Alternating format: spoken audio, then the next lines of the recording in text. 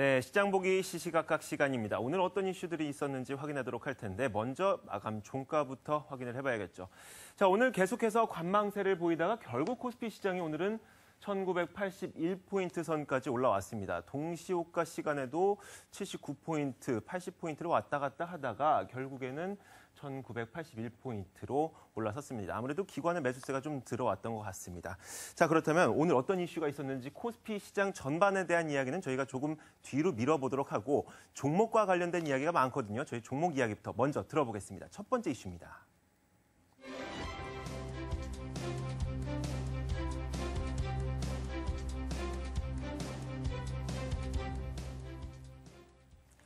네, 오늘 에이블 CNC가 장중에 7만 1,000원을 회복을 했습니다. 아무래도 중국의 춘절 기대감에 따라서 이렇게 상승세를 보였던 것 같은데 저희가 중국 춘절 관련주들을 함께 한번 살펴보도록 할게요. 자, 먼저 양유선 대리와 함께 이야기를 나눠보도록 하겠습니다. 자, 중국 춘절 관련주로 해서 저희가 많이 꼽고 있는 게 에이블 CNC도 있을 것 같고 이번에는 농심까지 좀 들어왔더라고요. 농심. 네. 호텔 신라, 오리온, 파라다이스, 다양한 종목들이 있습니다. 네. 저희가 요즘과 같은 시장에서 저희 단기적인 반짝 효과를 누리기에 좀 좋은 종목들일 것 같은데 어떻게 보세요? 네, 반짝 효과가 나타날 수 있는 게 최근에 한국관광공사가 그 춘절에 대해서 이제 중국인 관광객이 작년보다 25% 증가한 것으로 이제 전망을 하고 있는데요. 17일 날 이제 마감을 앞두고 해서 이에 대한 이제 효과로 지금 시세가 좀 나오고 있는 상황인 것 같습니다.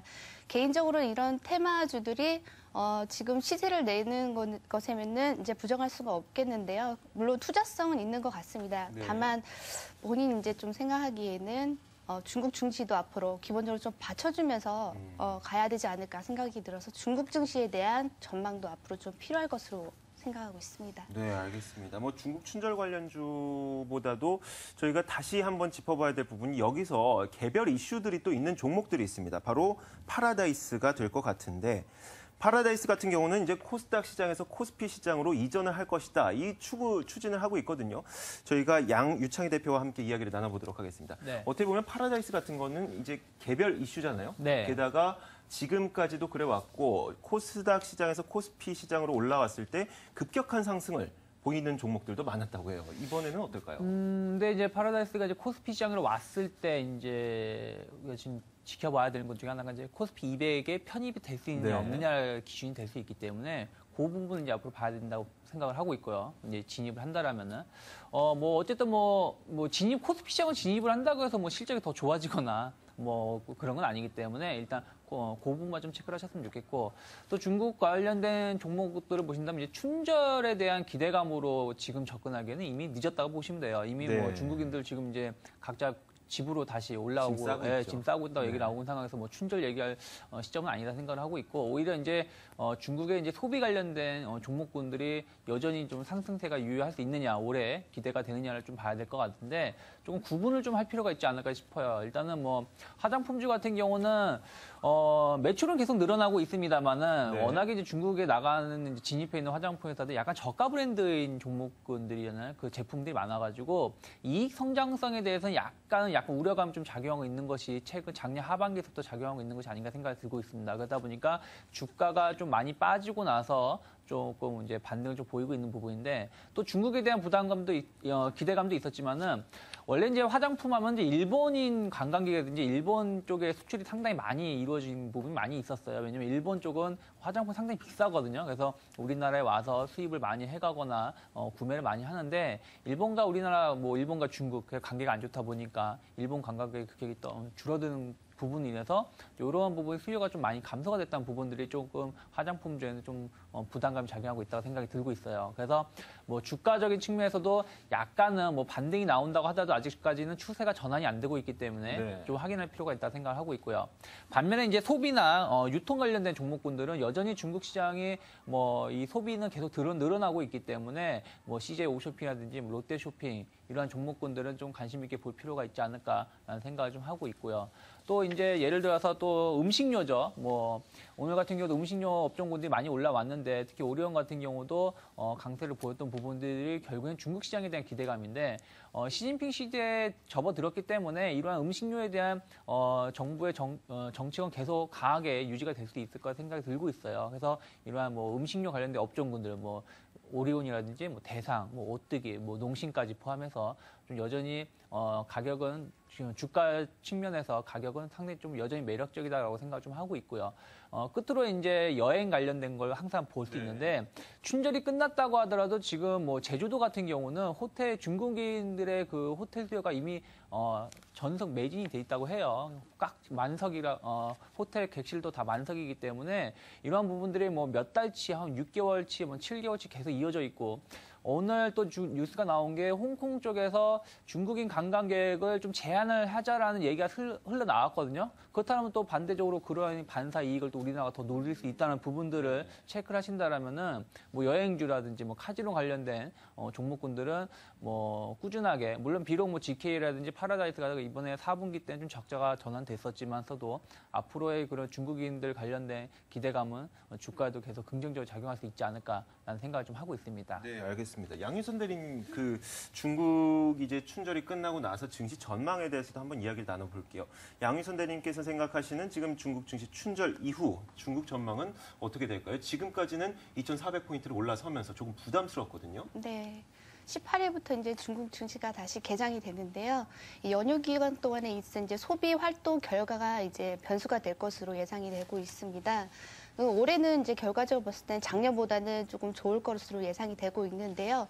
뭐 이유는 부동산 경기가 좀 회복이 되고 있고, 그리고 유통업체들의 판매가 촉진되는가 하면 이제 소비 활동도 이제 촉진되는 조치들이 여러 많이 있었기 때문인데요. 근데 다만 작년에 춘절 때에는 3.9% 정도의 물가 상승률이 있었는데 네. 금년에는 2% 정도대였기 때문에 굉장히 뭐 월등한 높은 수치로의 차이로는 나지 않을 것으로 예상이 되고 있습니다. 그리고 두 번째로는 이제 전인대를 좀 생각을 해봐야 될 것 같은데요. 3월 초에 있을 전인대에서 이제 중국 증시가 좀 전환점을 좀 맞지 않을까. 지금까지 과거의 통계로 봤을 때는 전인대 전후로 해서 이제 변화가 있었는데 또 통계적으로 봤을 때는 좀 더 그 조정의 국면이 좀 더 높았던 것 같습니다. 네. 예, 그리고 또 지금 현재 지도부가 재임 기간 중간에 그 부진했던 주가들을 이제 좀 감안하기 위해서 IPO나 증자 이런 것들을 좀 제한을 했었는데요. 이 전인대 이후로 해서 다시 신규 상장을 이제 다시 재개를 할 가능성이 높기 때문에 이 부분도 좀 생각을 해봐야 될 것 같습니다. 네, 전인대가 어느 정도 변곡점이 될 수 있을 것 같은데 그 앞부분에 저는 좀 마음에 와닿던 부분이 있었어요. 뭐 유통업체와 그리고 부동산 업체들이 시장을 이끌게 될 것이다라고 전망을 네. 해주셨는데 자, 그렇다면 그 시장을 이끄는 종목들이 있을 것 같아요. 혹시 관심 갖고 보시는 종목들이 있나요? 관심 갖는 종목 아까 앞에서도 카지노 관련해서나 네. 뭐 다른 업종들 화장품 업종들 말씀해 주셨는데 그 부분보다 지금까지 중국과 연결이 되어 있었는데 네. 자체 개별적인 악재로 때문에 좀 조정을 받았던 종목이 있습니다. 호텔신라 있습니다. 호텔신라 이제 서울 쪽에 있는 것을 이제 다시 개조를 하기 때문에 많이 조정을 받았었는데 지금부터는 이제 완공 이후부터의 그 효과와 그리고 지금 면세점에서도 소비는 계속 늘어나고 있는 상황이기 때문에 저가 매수가 가능한 종목이라고 생각하고 있습니다. 네, 알겠습니다. 뭐 저희가 중국 춘절보다는 이제 중국 시장의 전망을 저희가 살펴볼 때 중기적으로는 전인대를 좀 살펴볼 수 있을 것 같고 그리고 단기적으로는 뭐 소비주, 유통주를 저희가 좀 초점을 맞추면 될 것 같습니다. 자, 다음 이슈도 있습니다. 현대상선과 관련된 이슈 준비되어 있거든요. 함께 보시죠.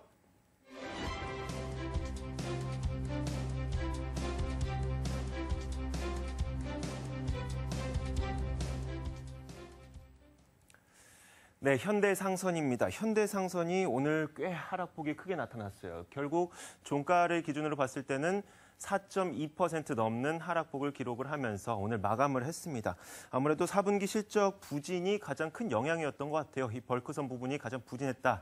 이런 이야기가 나오고 있는데 그나마 다행인 점은 이제 앞으로 글로벌 컨테이너 선사들이 운임을 인상하기 위한 움직임을 조금씩 보이고 있기 때문에 2분기부터는 조금씩 나아지지 않을까라는 생각을 또 하고 있습니다. 자, 유창희 대표님. 네. 우선 저희가 우선 저희가 현대상선의 하락 요인부터 한번 짚어봐야 될 것 같아요. 일단은 뭐 지금 전 세계적인 경기가 좀 좋지 못했다는 네. 부분들, 뭐 어쨌든 이번 분기는 이제 4분기 실적이기 때문에 뭐 4분기 때까지 뭐 세계 경기가 별로 좋지 못했다는 부분들, 또 원자재 가격도 상승을 못하고 오히려 하락세를 지속했던 부분들이 뭐 실적 악화의 요인이 될 수 있다고 볼 수 있겠죠. 그래서 뭐 현대상선뿐이 아니라 다른 뭐 상선 업체들도 뭐 아주 좋은 실적을 발표하지 못하고 있는 걸 좀 알고 있는데, 근데 이러한 부분들이 조금은 더 이어질 수 있지 않을까 생각을 하고 있어요. 개인적으로 봤을 때는 이제 어저께 이제 유럽 GDP라든지 뭐 네. 일본 GDP 발표가 이루어졌었는데 이게 생각했던 것보다 좋지 못했었거든요. 그다음에 이제 해운사들이 이제 유럽 쪽에 많이 수출을 물동량을 많이 조절을 하고 있고 또 중동에서도 많이 수입을 해오고 있지만은 이런 부분들이 큰 시장에서 세계 경제의 30% 이상 차지하는 큰 시장에서의 그 경기가 아직까지는 바닥이 확인이 안 되고 있다는 부분들은 당분간은 조금 더 실적에 대해서 우려감도 작용할 수 있지 않을까 생각을 좀 하고 있고요. 또 하나가 이제 원자재 가격도 어쨌든 최근에 보신다면 뭐 반등의 기미는 좀 보이고 있지만서도 아직까지 뭐 뚜렷하게 반등세를 보이지 못하고 있다는 부분들도 조금은 추세를 급격히 전환하기에는 좀 할 필요가 있지 않을까 생각이 좀 들고 있어요. 그래서 아직까지는 좀 보수적인 대응이 좀 필요하다고 생각을 하고 있는데, 그렇다고 해서 모든 해운사를 다 뭐 매매를 안 하느냐 뭐 이런 건 좀 아닌 것 같아요. 제가 보기에는 그래도 그중에서 만약에 시청자분들께서 혹은 투자자분들께서 관심을 본다면은 일단 뭐 ST 페노션이나 한진 같은 경우는 상대적으로 매력이 있다고 보고 있어요. 특히 이제 석탄이라든지 이러한 것에 좀 강점을 갖고 있는 ST 페노션 같은 경우는 뭐 석탄 수요는 뭐 계속해서 증가될 가능성이 높기 때문에, 왜냐하면 원전 발전을 좀 줄이고 그 대체제로 석탄이라든지 뭐 가스 이쪽을 늘릴 가능성이 높기 때문에 이러한 대기 수요로 인해서 그 물동량이라든지 늘어날 수 있고, 또 철강제 가격도 뭐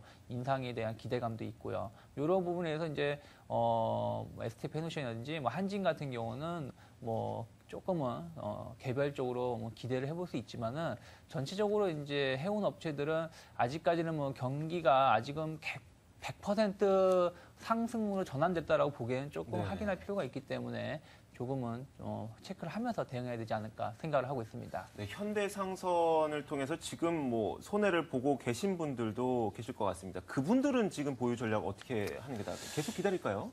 일단은 현대상선 같은 경우가 최근에 더 빠졌죠. 네. 그러니까 작년 연말에 좀 기대감이 작용했다가 좀 더 빠졌는데, 지금에 와서는 일단은 뭐 굳이 팔 필요까지는 없지 않나 생각이 들고 있어요. 이미 뭐 주가가 대부분 반영되었기 때문에 네. 일단은 당분간은 지금 오늘 19,000원, 그러니까 2만 원이 무너졌는데 여기서 19,000원 혹은 18,000원대 혹은 2만 원대 중심으로 좀 바닥 따지기 움직임이 나올 수 있다고 생각을 하고 있어요. 그렇기 때문에 이미 지금 손실을 보고 계신 분들이 여기서 뭐 18,000원대까지 좀 더 빠진다고 해서 뭐 엄청나게 더 큰 손실이 나오는 게 아니라 일정 부분 손실이 좀 더 커지는 거기 때문에 거기서는 좀 참고 기다리시는 게 좋지 않을까 생각을 좀 하고 있습니다. 차라리 현대상선을 들고 계시는 분들은 조금 길게 보고 올 연말까지도 한번 기다려보시는 게 더 낫겠네요. 뭐 연말까지라고 제가 보기에는 1분기 후반 혹은 2분기 그렇게 초반 빨리 나타날 수 정도에는 어떤 움직임이 나올 수 있다. 왜냐하면 어떤 때 경기 같은 게 선행해서 움직여주기 네. 때문에 거기에 대한 확신만 준다라면 또 상선 관련된 기업들은 또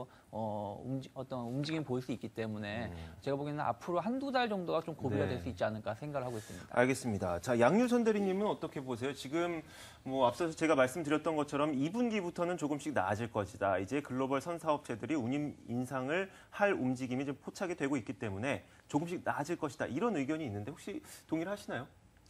네, 저도 지금 시점에서는 그 성수기 때문에 할증료가 붙어서 운임 인상이 지금 2월 초부터 지금씩 부각이 되고 있는데요. 네. 설이 지나고 나서 3월 초까지는 계속 이러한 부분들이 진행이 될 것이라고 생각이 듭니다. 가지고 계신 분이 있으시다면은 이번 기회를 위해서 매도하시는 부분도 괜찮으실 것 같고요.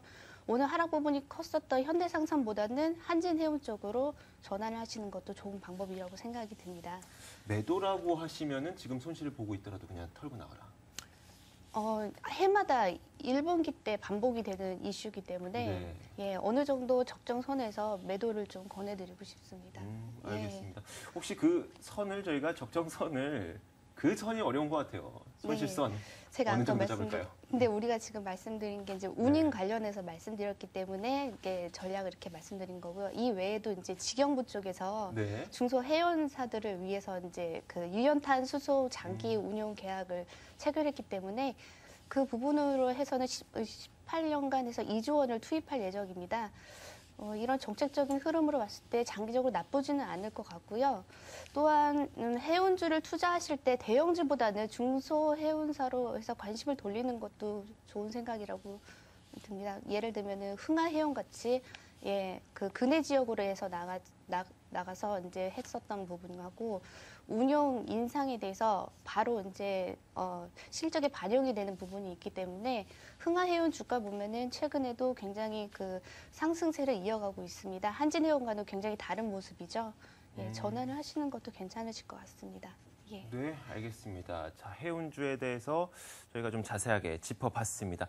다음으로 이제 저희가 코스피 시장 전반적인 이야기를 한번 해보도록 하겠습니다. 세 번째 이슈입니다.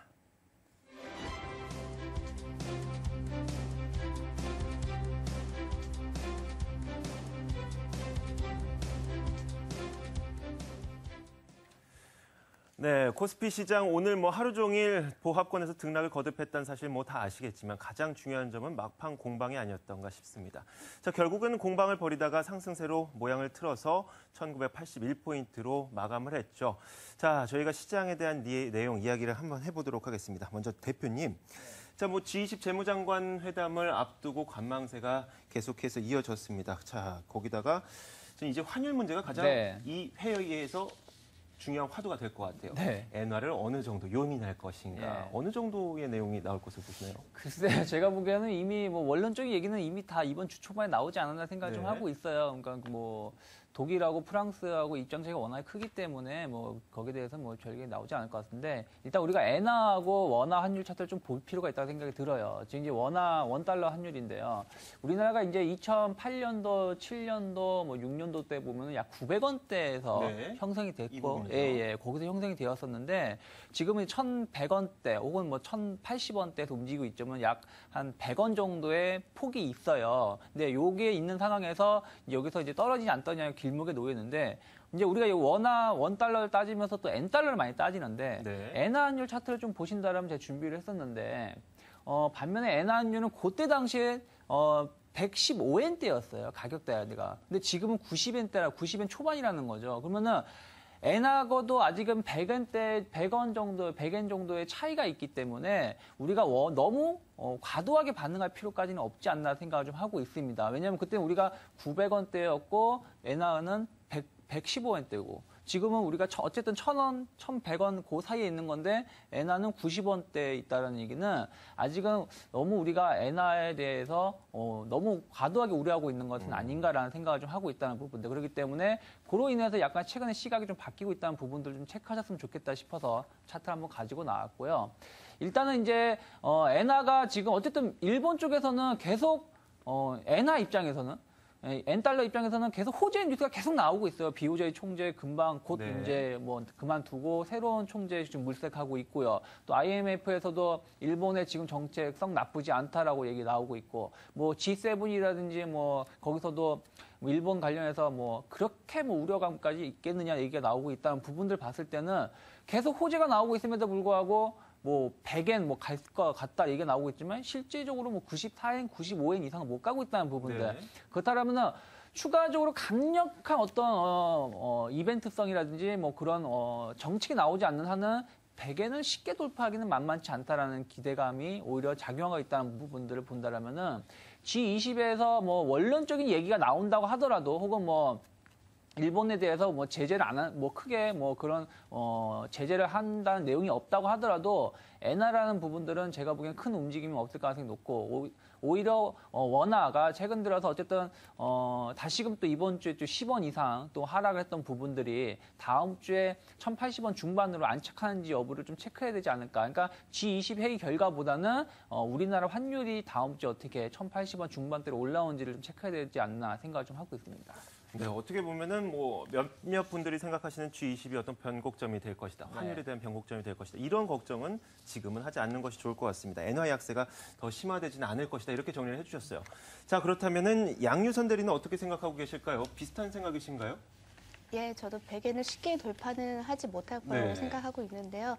아무래도 엔저를 저지하기 위해서는 지금 현재로서는 가장 강력한 게 G20에서 강력한 입장 표명이 나와줘야 네. 될 것 같습니다. G7에는 너무 원론적이고 그냥 어떻게 보면 눈치를 보는 것처럼 얘기를 하고 있었는데요. 그것 때문에 오히려 G20에서는 더욱더 강력한 입장이 나올 가능성이 있다고 생각이 들고요. 그렇지만 다만 실효의 가치는 없어 보인다. 강제성이 없기 때문에요.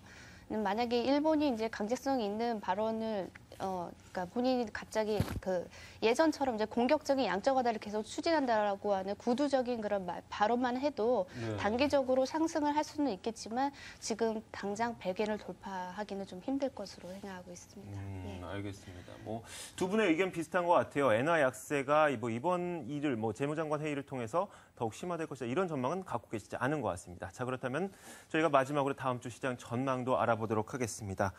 자, 유창희 대표님, 네. 지금 뭐 요즘 시장을 딱 한마디로 표현하자면 산무장세, 모멘텀도 없고 네. 수급 주체도 없고 주도주도 없는 이런 장세인 것 같습니다. 자, 그렇다면 이런 상황에서 다음 주 시장은 어떻게 흘러가게 될까요? 일단 우리가 뭐 기술적으로 좀 봐야 되지 않을까 생각을 좀 하고 네. 있어요. 일단은 이번 주에 어쨌든 지난주 금요일하고 이번 주 수요일하고 강하게 올라오면서 차트가 상당히 좋아지는 모습을 흘러가고 있다는 부분들을 봤을 때 일단 차트적으로는 이제 21선이 항상 제가 중요한 기준점이라 말씀드리고 있는데 다음 주 초반에 21선이 상승 전환에 성공을 하는지 그렇다면 일시적으로 조정이 나온다고 하더라도 1950포인트까지의 지지력만 형성이 된다라면은 시장에 대해서 너무 걱정할 필요는 없지 않을까 생각을 하고 있어요. 다만 이제 여기에 대한 선제 조건이 필요한데 무엇이냐면은 선물 베이시스가 이번 옵션 만기를 기점으로 해가지고 다시 강세로 전환이 됐어요. 그러면서 네. 프로그램 매수에도 연일 한 1,000억에서 2,000억대 매수가 들어오고 있다는 부분들 그러면서 외국인도 매수를 좀 반전이 되는데 이러한 선물 베이시스가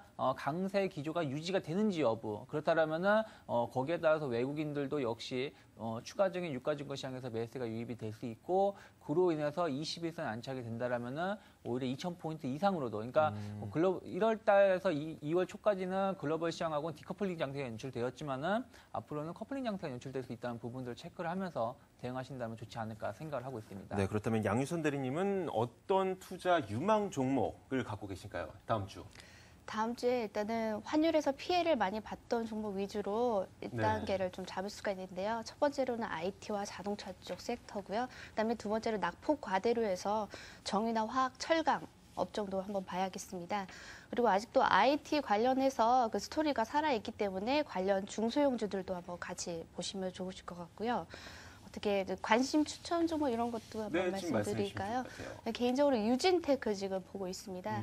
유진테크가 이제 작년에 전방 업체들의 투자가 축소가 되면서 굉장히 하락폭이 좀 심해서 이제 장기 6개월 이상 이제 바닥권을 만들었는데요. 금년에는 이제 해외 파운드리나 비메모리 업체들 신규 고객도 확보가 이제 진행이 될 거고 전방 업체들 2분기부터 투자가 본격적으로 진행될 것으로 예상이 되고 있습니다. 특히 저압 화학 기상으로 해서 이 부분의 수요도 계속 장기적으로 늘어날 추세이고요. 지금 차트 모양도 바닥권에서 지금 들어오고 있고 기관과 오늘은 외국인이 동반 매수하는 등 시세가 한 2만 원까지는 나오지 않을까 해서 관심 종목을 보고 있습니다. 네, IT 종목과 함께 유진테크도 추천을 해주셨습니다. 자, 오늘 두 분과 함께했습니다. 유스탁 유창희 대표 그리고 대신증권 영업부 양유선 대리였습니다. 감사합니다. 고맙습니다. 감사합니다.